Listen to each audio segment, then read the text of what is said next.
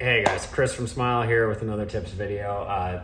Here we're going a little more general, but it needs to be touched on.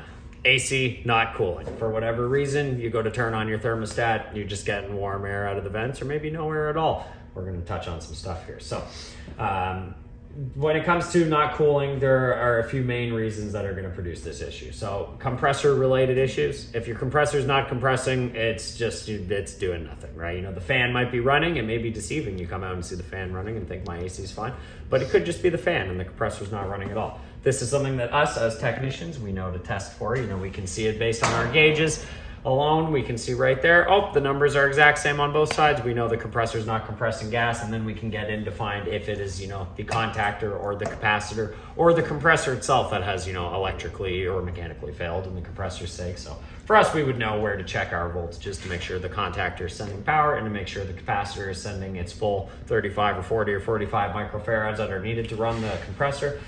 And if all these other controls are good, we can get down into the compressor and see if it's receiving power, no problem, then it's not coming on, then we can know for sure that the compressor is not running. Now, if the compressor is not running, this can be a very costly repair, but that's something that can be talked about if need be.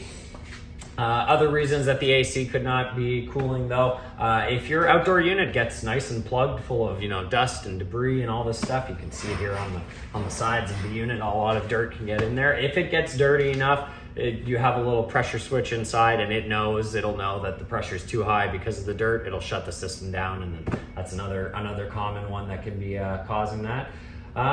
Those are probably the most common reasons. We're going to get into an AC outright not running, but there could be other little electrical things along the way. Sometimes we can even see issues in the furnace side that produce issues with the AC.